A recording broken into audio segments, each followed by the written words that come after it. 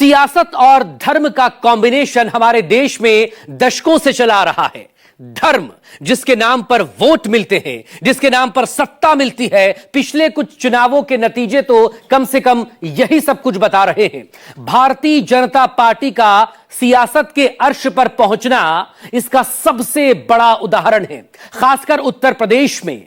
लेकिन बीजेपी के इस हार्डकोर एजेंडे का तोड़ समाजवादी पार्टी के मुखिया अखिलेश यादव ने ढूंढ निकाला है। देश के 12 ज्योतिर्लिंगों में से एक बाबा केदारनाथ धाम की तर्ज पर अखिलेश यादव भी अपने गढ़ इटावा में केदारेश्वर महादेव का मंदिर बनवा रहे हैं।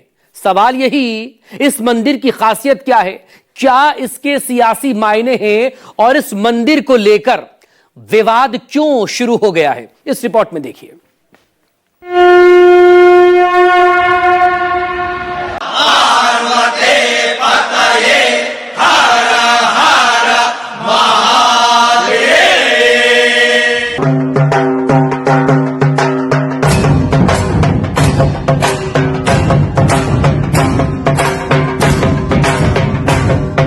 इतना ही नहीं, तीर्थ पुरोहितों ने मंदिर न बनने देने के लिए मोर्चा खोलने के साथ ही अखिलेश यादव के घर के बाहर धरना प्रदर्शन की भी चेतावनी दी। उत्तर प्रदेश में अखिलेश यादव ने केदार के प्रतिचिन्ह का एक केदारनाथ के नाम से मंदिर बना रहे हैं और सब लोग जानते हैं कि उत्तराखंड में भी उत्तराखंड के कैबिनेट में ये प्रस्ताव पारित था कि अब जाकर के ये केदारनाथ का प्रतिचिन्ह का मंदिर बिल्कुल नहीं बनेगा।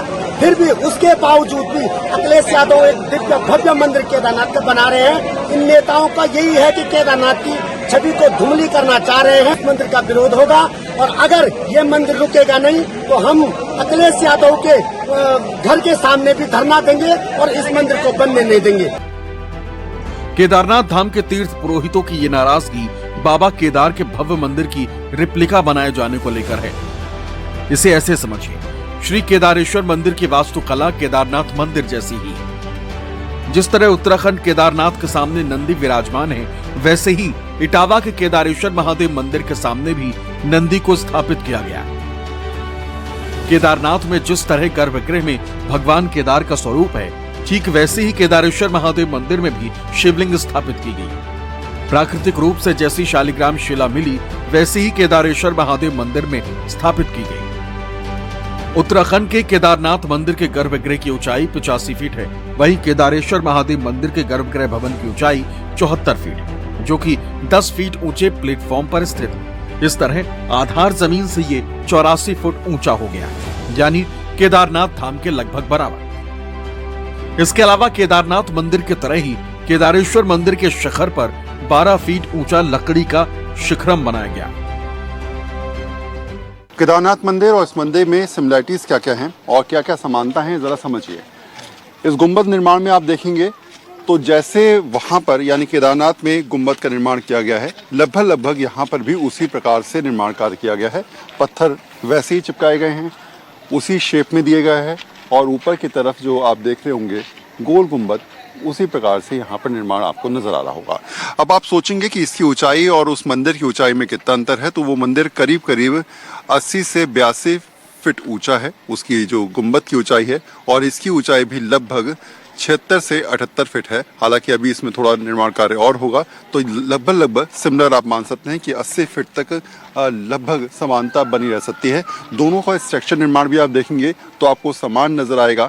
दोनों तरफ से वैसे ही शेर की प्रतिमा आपको नजर आ रही होगी। ऊपर की तरफ आप देखेंगे तो पूरा स्ट्रक्चर बनाया गया है, जो कहीं ना कहीं केदारनाथ मंदिर की प्रतिमा या फिर वहाँ की परिस्थिति या वहाँ के मंदिर की एक अनुभूति देता है। और नीचे के स्ट्रक्चर को भी आप देखेंगे तो सेम समानता के साथ आपको यहाँ पर ये नजर आएगा।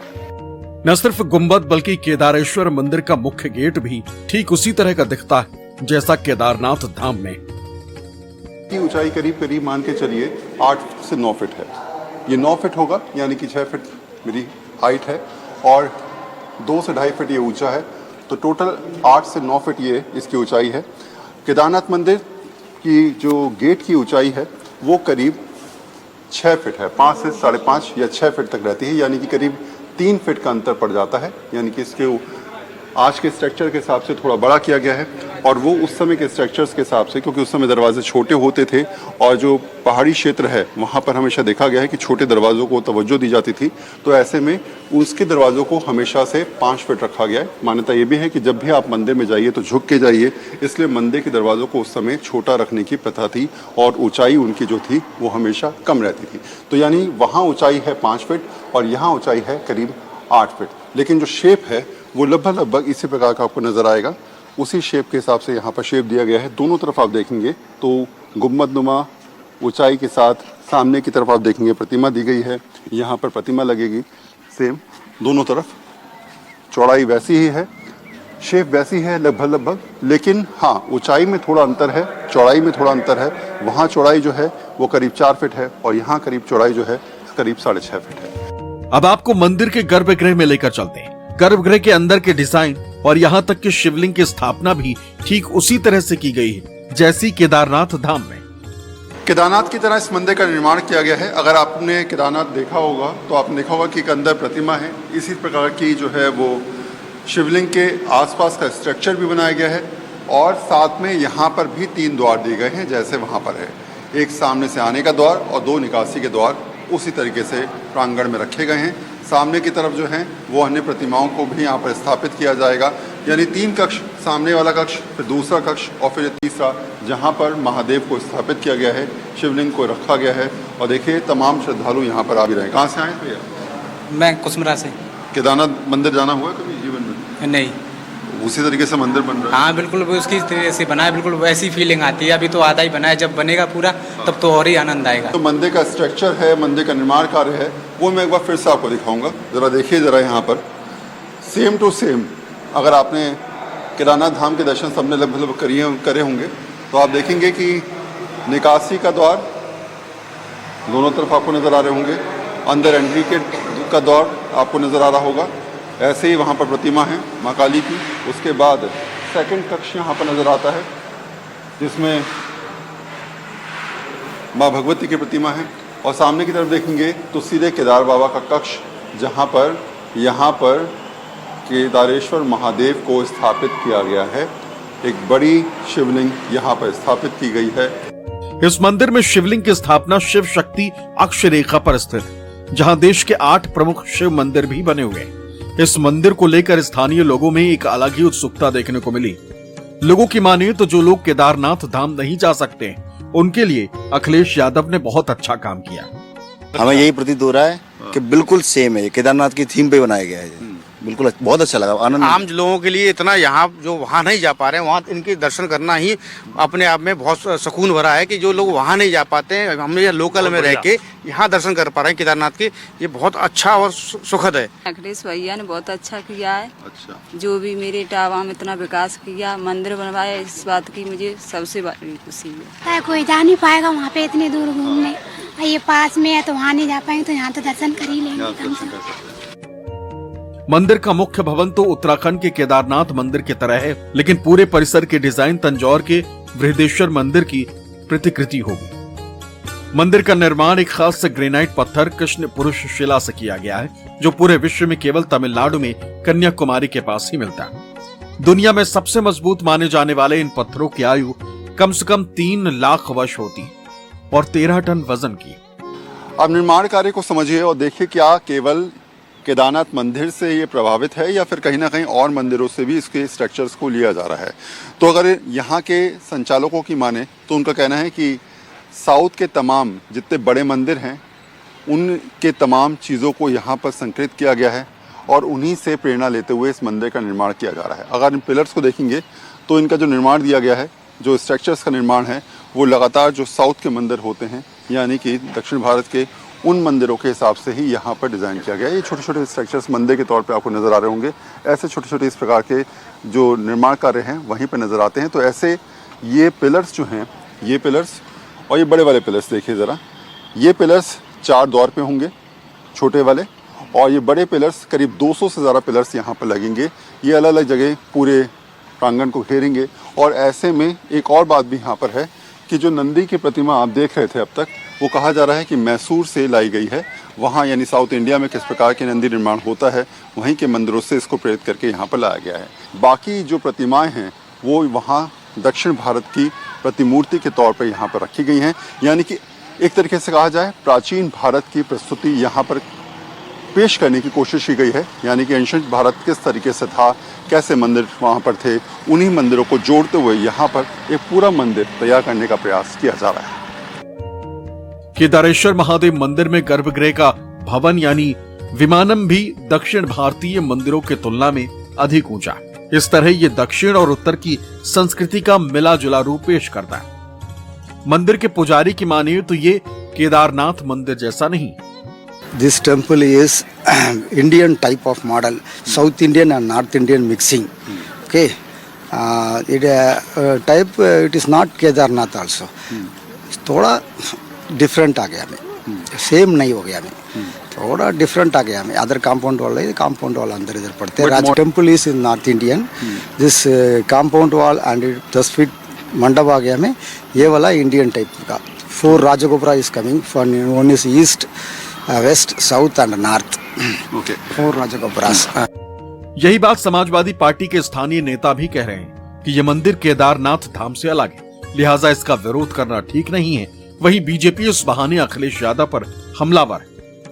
वो लोग विरोध कर रहे हैं कि केदारनाथ, वो केदारनाथ है, ये केदारेश्वर है, और कुछ वहाँ से अलग हटके है।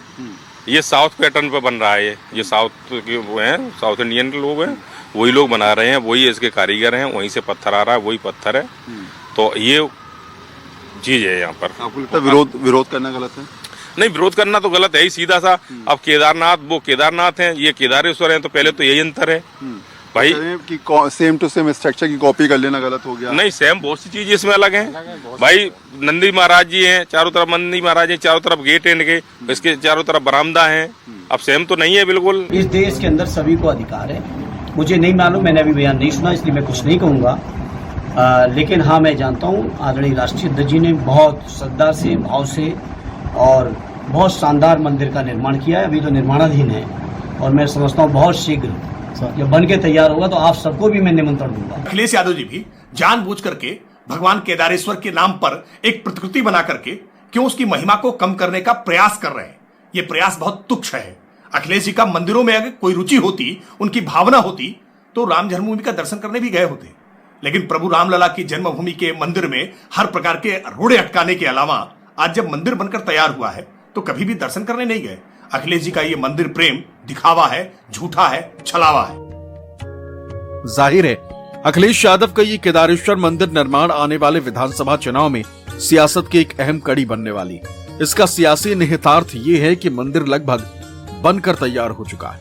ऐसे में बीजेपी कुछ भी करती है तो समाजवादी पार्टी को बड़ा मुद्दा मिल जाएगा। यानी मंदिर के निर्माण या बनावट के साथ खिलवाड़ अखिलेश यादव को एक ऐसा मुद्दा दे देगा जो बीजेपी के लिए भारी पड़ सकता है।